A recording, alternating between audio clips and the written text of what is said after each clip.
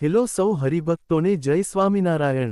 તમે કલ્પના કરો કે વિશ્વની સૌથી મોટા સંગ્રહાલયોમાંથી એક બ્રિટિશ મ્યુઝિયમ અને તેની ભવ્ય દિવાલો વચ્ચે ગુંજે હિન્દુ સ્તુતિઓ, બૌદ્ધ મંત્રોચ્ચાર અને જૈન પવિત્ર સ્તવનો। આ કોઈ કલ્પના નથી, આ છે 2025ના એ ઐતિહાસિક ક્ષણો જ્યારે ભારતીય સંસ્કૃતિએ વિદેશી ધરતી પર પોતાના મૂળમૂલ્યોથી જગતને સ્પર્શ્યું। શું છે એ પ્રસંગ, શું છે એ પ્રદર્શન, અને એમાં બીએપીએસ સ્વામિનારાયણ સંસ્થાનો કેવો ભવ્ય યોગદાન છે? ચાલો જાણી લઈએ આ ઉત્સાહજનક યાત્રા દ્વારા।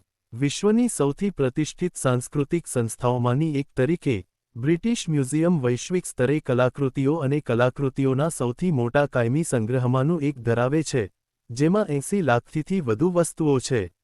2024માં તેને સતત બીજા વર્ષે યુકેમાં સૌથી વધુ મુલાકાત લેવાયેલા આકર્ષણ તરીકે સત્તાવાર રીતે માન્યતા આપવામાં આવી હતી, જેના દ્વારા 64 લાખથી વધુ મુલાકાતીઓનું સ્વાગત કરવામાં આવ્યું હતું। 19મી મે 2025ના રોજ યુકેના પ્રખ્યાત બ્રિટિશ મ્યુઝિયમમાં એન્શન્ટ ઇન્ડિયા લિવિંગ ટ્રેડિશન નામે એક અનોખું અને અભૂતપૂર્વ પ્રદર્શન જાહેર થયું। આ પ્રદર્શનનું મુખ્ય ઉદ્દેશ છે પ્રાચીન ભારતની ધર્મ સહિષ્ણુતા, સાંસ્કૃતિક અને કલાત્મક ભવ્યતાને સમગ્ર વિશ્વ સમક્ષ રજૂ કરવી। આ શીર્ષક હેઠળ યોજાયેલું આ વિશિષ્ટ પ્રદર્શન ભારતીય ઉપખંડની 2000 વર્ષ જૂની વારસાગત કલાઓને રજૂ કરે છે, જેમાં હિન્દુ, જૈન અને બૌદ્ધ ધર્મના મૂલ્યો, શિલ્પો, ચિત્રો અને ધાર્મિક સંસ્કૃતિનો સમાવેશ થાય છે। આ પ્રદર્શનને ખાસ બનાવે છે લંડન સ્થિત બીએપીએસ શ્રી સ્વામિનારાયણ મંદિર, જેને નિસડન મંદિર તરીકે પણ ઓળખવામાં આવે છે। બીએપીએસ સંસ્થાના સેંકડો સ્વયંસેવકો છેલ્લા ઘણા મહિનાઓથી આ પ્રદર્શનના આયોજન, રચના અને લોકસભ્ય વ્યવસ્થામાં પ્રવૃત્ત રહ્યા છે। બીએપીએસ સંસ્થાના કાર્યકરો દ્વારા દર્શાવાયેલ સેવા, શિસ્ત અને સમર્પણના ભાવ એ સમગ્ર મ્યુઝિયમ સ્ટાફ અને યજમાનો માટે અભૂતપૂર્વ અનુભવ રહ્યો। બીએપીએસના સભ્યો માત્ર કાર્યશીલ રહ્યા નહીં, પરંતુ કાર્યક્રમના ઉદ્ઘાટન પ્રસંગે એક દુર્લભ અને પવિત્ર ભૂમિકા પણ ભજવી। આ પ્રદર્શનના ઉદ્ઘાટન સમારંભમાં 3 મુખ્ય ધાર્મિક સંસ્થાઓ હતી: બીએપીએસ સ્વામિનારાયણ સંસ્થા, બીજી જૈન સંસ્થા ઓશવાળ એસોસિએશન, ત્રીજી બુદ્ધિસ્ટ સંસ્થા બુદ્ધ પડિપા મંદિરે સાથે મળીને પવિત્ર સ્તુતિઓ અને પ્રાર્થના દ્વારા આ મ્યુઝિયમનું ઉદ્ઘાટન કર્યું।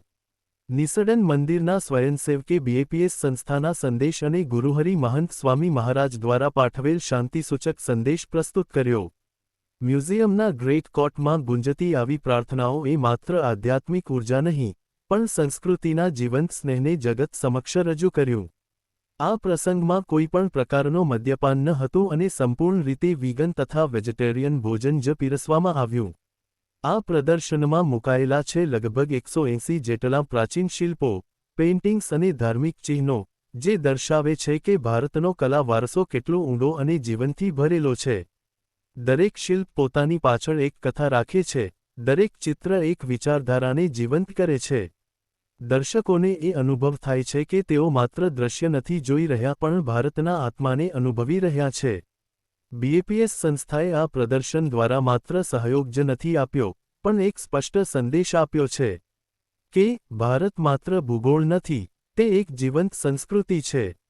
વિશ્વભરના લાખો મુલાકાતીઓને આ પ્રદર્શન દ્વારા માત્ર શિલ્પો નહીં, પણ ભારતના ચિરંતન મૂલ્યો, સહિષ્ણુતા અને આધ્યાત્મિક ઊંચાઈઓનું દર્શન થશે।